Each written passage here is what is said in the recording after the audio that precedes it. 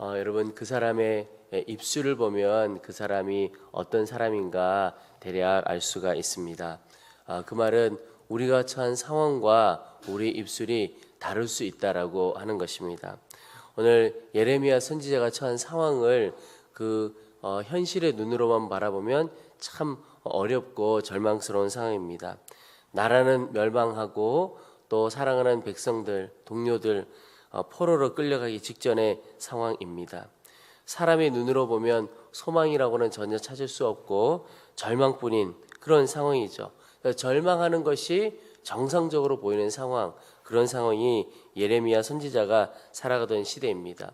그래서 이 시대에 살아가는 사람, 예레미야 선지자에게도 시대를 원망하고 사람을 원망해도 뭐라고 할 것 없는 당연히 그럴 만한 시대입니다. 그리고 심지어 그런 상황에 하나님을 원망한다 하더라도 이상할 것 없는, 예레미야 선지자 입장에서 보면 하나님을 원망해도 하나님 우리가 왜 이렇습니까? 이런 고난을 당해야 합니까? 라고 원망을 해도 이상할 것이 없는 그런 상황입니다. 그러나 참 놀랍게도 예레미야의 입술에서 나오는 그의 고백은 상황과 너무나 달랐다는 것입니다. 오늘 12절 13절 앞부분을 보시면 예레미야의 고백이 이렇습니다. 영화로우신 보좌여 시작부터 높이 계시며 우리의 성소이시며 이스라엘의 소망이신 여호와여. 예레미야 선지자는 그 상황에 대한 고백, 이 상황이 너무나 절망적이지만 그 상황에 대한 고백보다도 하나님 그분이 어떤 분이신가 라고 하는 고백을 하고 있습니다. 근데 그 고백은 너무 놀라우신 거죠. 환경은 너무나 절망스럽지만 하나님만이 소망이시라고 그가 고백하고 있습니다. 이것이 진짜 믿음의 사람입니다. 여러분, 이 고백이 어디에서 나옵니까? 하나님을 향한 절대적인 신뢰에서 나오는 것이죠. 문제가 크더라도 우리 하나님은 그 문제보다 훨씬 더 크신 분이시다. 그런 하나님에 대한 신뢰가 있을 때 환경을 뛰어넘는 고백이 그의 입술 가운데 나오는 것입니다. 여러분, 우리가 어떤 고백을 하느냐, 우리의 입술이 어떠하냐, 그것이 사실 우리의 믿음이 어떠한가를 보여주는 것입니다. 보통 우리의 말, 우리의 입술이 어디에 매이기 쉬우냐면 환경에 매이기가 쉽습니다. 환경에 따라 어떨 때는 기쁨의 말을 할 때도 있고, 또 환경에 따라 불평하거나 원망하거나 심지어 분노의 말을 하거나 그러기가 쉬운 것입니다. 우리의 입술의 고백이 환경에 얼마나 영향을 받는가 하는 것입니다. 그러나 오늘 처음 말씀을 읽었던 것처럼 이 예레미야의 고백은 그 환경을 넘어서는 고백인 것을 볼 수가 있습니다. 문제보다 크신 주님을 바라보게 되면 우리의 입술의 고백이 환경에 매이지 않게 됩니다. 환경을 넘어서게 되는 거죠. 오직 그분이 어떤 분인가를 고백하게 되는 겁니다. 환경은 절망이지만 우리의 고백은 소망의 하나님을 노래하고 예배할 수 있게 되는 것이죠. 여러분, 오늘 하루 우리가 어떤 환경 중에서라도 주님만이 나의 소망이십니다 라고 하는 고백이 우리 입술 가운데 늘 흘러나오게 되기를 축복합니다. 여러분, 입술이 바뀌어지면 그의 삶이 바뀌어지게 됩니다. 하나님께서 우리의 말을 듣는다고 하셨고 너의 말대로 그대로 해주겠다 이렇게까지 말씀하신 적도 여러 번 있으시죠. 여러분, 결국 내가 무슨 말을 하느냐가 내 인생 결정짓게 되는 것입니다. 여러분, 그 언제나 문제보다도 크신 주님을 바라보기를 소망합니다. 그리고 그 중에 오직 주님만이 나의 소망이십니다. 늘 고백할 수 있게 되기를 원합니다. 주님, 우리의 입술을 바꿔주시고 우리의 마음을 바꿔주셔서 우리가 환경에 매이는 자가 아니라 환경을 넘어서는 자, 그래서 절망 중에서도 소망 되신 주님을 품고 일어서는 자, 쓰러지고 넘어진 자리에 주저앉아 있는 것이 아니라 오직 소망이신 주님을 붙들고 일어나 새 삶을 시작하는 우리 모두가 되기를 축복합니다. 또 하나, 예레미야가 이 놀라운 믿음의 고백을 한 다음에 다시 한번 고백을 하게 되는데요.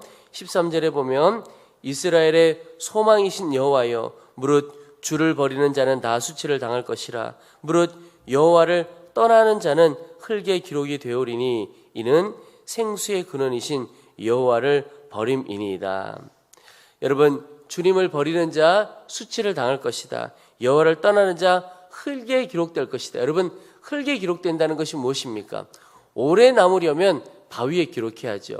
흙에 기록된다는 것은 다 지워 없어진다. 누구도 알지 못하는 인생이 되어버린다. 이런 뜻입니다. 결국 주님만이 생수의 근원이시고 그 여호와 하나님을 버리면 열매 없는 인생, 죽어가는 인생, 메발라 버리는 인생이 된다는 것이죠. 여러분, 생수의 근원에 연결되어 있는 사람만이 살아나게 되고 그 사람의 삶에 열매가 있습니다. 떠나게 된다면 생명도 없고 열매도 없게 된다는 것이죠. 무슨 뜻입니까? 여러분, 오늘 우리가 어떠하든지 주님께 붙어 있어야 된다는 겁니다. 주님께 뿌리 내려야 한다는 겁니다. 생수의 근원이신 주님께 뿌리 내리지 못하면 우리의 삶은 겉으로 보면 살아있는 것 같지만 다 죽어 있는 것입니다. 여러분, 오직 오늘 하루 주님을 붙들고 주님께 뿌리 내린 하루 되기를 소망합니다. 14절의 고백이 그것입니다. 여호와여, 주는 나의 찬송이시오니 나를 고치소서. 그리하시면 내가 낫겠나이다. 나를 구원하소서. 그리하시면 내가 구원을 얻으리다. 여러분, 이 말씀은 우리의 삶의 치유와 회복이 주님께 달려있다. 우리의 삶의 구원이 주님께 달려있다. 이 고백이죠. 주님이 고치시면 반드시 나음을 얻고 주님이 구원하시면 반드시 구원함을 얻게 됩니다. 여러분, 이 말씀의 핵심이 무엇이냐면 우리의 인생은 결국 하나님께 달려있다, 이런 뜻입니다. 하나님께서 길 열어주시면 열려지는 것이고 닫을 자가 없다는 것입니다. 또 하나님이 닫으시면 열 자가 없게 된다는 것이죠. 여러분, 우리의 생과 사, 앉고 일어섬이 누구에게 달려 있습니까? 오직 주님께 달려 있는 것입니다. 지금 예레미야가 이런 고백을 하는 이유는 이스라엘 백성들, 그의 사랑하는 유다 백성들이 그들의 미래, 그 민족의 미래와 삶이 하나님께 달려 있는데 하나님께 달려가지 않고 하나님 의지하지 않고 하나님께 뿌리 내리지 않고 옆에 강대국을 바라보거나 우상 숭배하거나, 너무너무 안타까운 겁니다. 우리의 인생이 그 우상에게, 우리가 절하는 우상에게 달려있지 않고 오직 살아계신 하나님께 달려있다라고 예레미야가 고백하고 있는 것입니다. 그래서 오직 주님만이 우리의 소망이 되십니다. 여러분, 오직 우리의 삶 누구에게 달려있습니까? 주님께 달려있음을 믿고 주님만이 우리의 소망이심을 늘 고백하고 찬송해 보시기 바랍니다. 그래서 14절에 처음에 여호와여, 주는 나의 찬송이시오니 그랬습니다. 그러니까 우리가 높여드리고 노래할 분은 오직 하나님 한 분이신 겁니다. 여러분, 오늘 우리 입술에 하나님을 향한 찬송이 가득하게 되기를 축복합니다. 주님만이 소망이요, 주님만이 나의 도움이시라, 주님만이 나의 길이십니다 라는 고백이 늘 흘러넘치기를 축복합니다. 여러분, 우리의 인생, 내가 무언가 해보려고, 내가 길을 열어보고, 내가 일어서 보려고 몸부림치는 것만큼 어리석은 것 없습니다. 오직 하나님께 맡기는 것입니다. 주님께 맡기고 주님을 의뢰하고 나아가는 것이죠. 주님께 우리의 삶을 맡기고 의뢰하면 주님께서 다 이루어 주신다고 그랬습니다. 여러분, 우리의 가정도, 우리의 자녀도, 우리의 기업과 일터도 주님께 오직 맡겨드리는 하루하루 되시기를 주의 이름으로 축원합니다. 제가 우리 함께하는 교회 섬겨가면서 하루하루 섬기면서 깨달아가는 것이 그렇습니다. 내 힘으로 할 수 있는 건 없구나. 내게 달려있는 것 그 어느 것 하나 없구나. 오직 주님께서 역사하셔야 되는 것이고 주님께 붙들려 있고 주님께 달려있구나. 여러분, 우리 교회뿐만 아니라 우리의 가정, 이 민족 다 마찬가지입니다. 여러분, 주님께 맡기는 만큼 주님께서 역사하시고 주님을 신뢰하고 의뢰하는 만큼 주님께서 역사해 주십니다. 모든 것 맡기면 모든 것 위에 주님께서 역사하시고 주님만을 100% 신뢰하면 주님께서 그의 인생을 100% 책임져 주시고 이끌어 가시는 겁니다. 여러분, 내가 주님께 맡기지 못하는 것, 혹 1%, 2% 그것이 내 인생을 가로막을 수 있죠. 여러분, 맡기지 못한 마지막 1%까지도 주님께 다 맡겨드릴 수 있게 되기를 축복합니다. 주님을 온전히 신뢰하지 못하는 마지막 1%였던 영역이 있다면 그것까지도 주님께 다 맡겨드리기를 축복합니다. 그러면 오직 주님께 완전히 뿌리 내리고 주님이 붙들어 주시는 인생, 주님께서 역사하실 인생 되어질 것입니다. 우리 모두가 살아계신 하나님께 소망을 두고 살아계신 하나님의 증인이 다 되어지기를 축복합니다. 예레미야가 그 이후에 하나님께 간절히 기도하는데 그 기도에 이런 고백이 나옵니다. 16절에 나는 목자의 직분에서 물러가지 아니하고 주를 따라 싸우며 재앙의 날도 내가 원하지 아니하였음을 주께서 아시는 바라. 내 입술에서 나온 것이 주의 목전에 있나이다. 여러분, 지금 예레미야가 하나님 앞에 긍휼을 구하고 있는데 자기의 삶을 하나님 앞에 고백하고 있습니다. 목자의 직분에서 물러가지 아니하였고 주님을 따랐다. 그 말은 말할 수 없는 어려움, 목자의 직분에서 물러가고 포기하고 싶지만 여러분, 이런 이스라엘의 상황 속에서 누가 목자의 삶을 살아가겠습니까?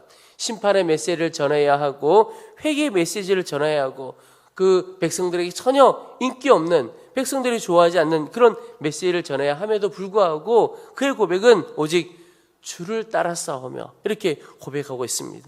여러분, 오늘 우리의 삶의 마지막 날에 주님, 제가 오직 주님만 따랐습니다, 이렇게 자신 있게 고백할 수 있는 인생 되기를 축복합니다. 이전에 김용희 선교사님 오셔서 말씀을 전하실 때 그 말씀 전하시기 전에 함께 교제하면서 이야기를 나눈 중에 참 충격적인 말씀을 들었습니다. 김용희 선교사님께서 후회 없이 순종했다, 그런 말씀을 하시더라고요. 하나님 기뻐하시는 일이라고 믿어지고 하나님께서 이끄시는 길이라고 깨달아지면 그냥 온전히 순종했다는 겁니다. 그걸 위하여 마음을 드리고 삶을 드리고, 어떻게 저렇게 고백을 하실 수 있을까? 후회 없이 순종해 보았다. 여러분, 우리도 그런 고백할 수 있게 되기를 축복합니다. 오직 주님을 따른 것만이 우리에게 남게 됩니다. 주님을 따랐던 인생만이 주님께 기억되고 우리의 삶의 후손들에게, 믿음의 후손들에게 기억되고 남겨지는 것이죠. 그가 계속해서 하나님의 긍휼을 구합니다. 17절에 보면 주는 내게 두려움이 되지 마옵소서. 재앙의 날에 주는 나의 피난처시니이다. 여러분, 우리가 피할 분은 오직 주님이십니다. 지금 막 비가 어제부터 오죠. 길거리를 걸어다가 비가 오면 어떡합니까? 피할 곳으로 달려가죠. 똑같이 우리 인생에 큰 비가 오고 바람이 불 때 우리가 달려갈 곳은, 피할 곳은 주님이십니다. 그분에게만 늘 달려갈 수 있게 되기를 소망합니다. 그분이 우리의 삶을 온전히 붙들어 주시고 지켜주시고 보호해 주십니다. 18절에 나를 박해하는 자로 치욕을 당하게 하시고 나로 치욕을 당하게 마옵소서. 그들은 놀라게 하시고 나는 놀라게 하지 마옵소서. 재앙의 날을 그들에게 임하게 하심에 변화되는 멸망으로 그들을 멸하소서. 여러분, 상황이 우리를 두렵게 할 수 있습니다. 사람이 우리를 두렵게 할 수 있습니다. 그러나 예레미야가 기도한 것처럼 하나님은 하나님의 종들을 붙들어 주시는 분이십니다. 하나님의 종들을 치욕을 당하지 않게 하시고 오히려 박해하는 자들로 치욕당하게 하시는 분이 우리 주님이십니다. 여러분, 그 말은 우리 하나님은 하나님의 자녀된 이들, 하나님의 종들 버려두지 않고 온전히 붙들어 주신다는 겁니다. 여러분, 나를 두렵게 하는 환경들, 두렵게 하는 사람들, 더 이상 그들을 주목하지 않게 되기를 바랍니다. 환경 두려워할 것 없고 사람 두려워할 것 없습니다. 오직 우리는 주님만 따라가면 되는 것입니다. 주님을 따르는 주의 자녀들, 주의 종들을 주님께서 온전히 붙들어 주셔서 수치도 당하지 않게 하시고 온전히 그 걸음걸음 인도해 주시고 하나님의 때에 하나님의 영광의 도구로 귀하게 쓰실 것입니다. 여러분, 오늘 하루도 주님이 우리를 붙들어 주시는 것을 경험하는 귀한 하루 되시기를 주의 이름으로 축원합니다.